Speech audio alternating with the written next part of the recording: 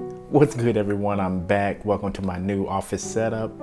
We will be doing office tours and all that good stuff. This is my home office area, but today we're going to be talking about upgrading your gear, your camera gear more in particular. And there's a lot of new cameras coming out right now, and making an educated decision on these big time investments is paramount. Being a responsible purchaser and also making your money go a long way are things we need to discuss this 2020 camera release season. So let's get it.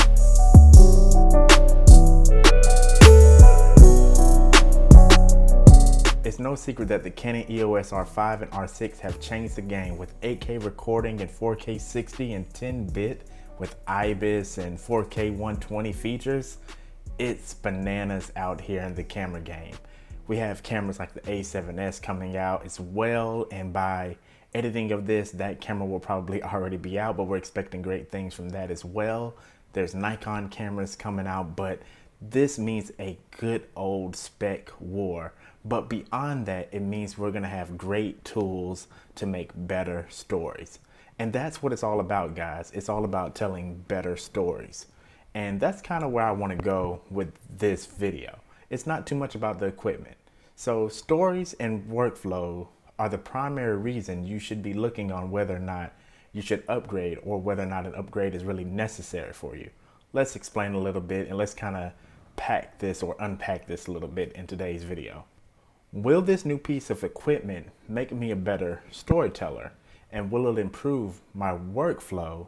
Are the two things I always ask myself whenever I'm picking up a new microphone, camera lens, whatever it is, even if it's just a backpack. I want to ask myself, is this new addition to my kit going to make me a better storyteller, or is it going to improve my workflow in some dramatic way, or is it going to make something easier in a way that's beneficial to my time?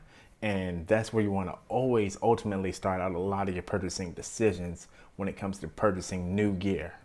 Now, here's a scenario where I would say it's really good to upgrade. So I use the A7 III to shoot weddings, and I shoot those weddings in 4K. I don't really like how the 60 frame footage looks on the Sony because it's in 1080p. And when I do have to slow things down, I shoot in 4K and I slow it down artificially in DaVinci Resolve, or I slow it down using Twixtor, which adds a lot of time to my post processing. Yes, I could just shoot in 60 frames per second at 1080p, but I personally don't like how it looks on the Sony A7 III, and I just prefer to use Twixtor or slow it down artificially. So for me, it would make sense to get a camera that's capable of shooting at 60 frames per second at 4K for the capability alone of not having to do that, to just simply be able to interpret footage and move on with my day. Workflow is just so important when it comes to picking out a new camera or new addition in this camera season. So if you're gonna upgrade, make sure that you're finding a reason that makes sense instead of it just being because it's the latest thing. If you're making content and it's talking head content, it might not be the right time for you to upgrade. There's a lot of people that just do, conversational piece, or maybe you have a podcast and you record the podcast.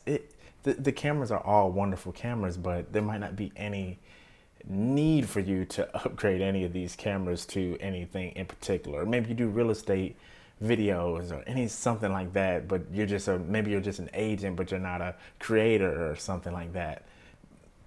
Maybe it's not time for you to upgrade to the best of the best be all. Now, if you just really, really, really like having the best, then by all means get it. I'm not trying to say don't, but I think there's just other things you can invest your money in, like lighting, backdrops, editing tools, or even better yet, investing in courses to hone in on the craft of videography or photography. So at the end of the day, it's all situational. I mean, guys, the photographer or the sports photographer, the wedding photographer, the wedding videographer, the corporate videographer are all going to need different things. I think the biggest question in purchasing equipment is, am I doing everything I can to tell the story with what I have? Don't let the gear control you in all this chaos. And guys, let people like what they want. We can make a bad case for any camera. And I certainly can make a bad case for any Canon or Sony camera. I can make one for Nikon, but it's all love. I love all cameras, Canon, Sony, Nikon. I love them all. They're all incredibly great cameras. There's nothing to really say bad about any of them.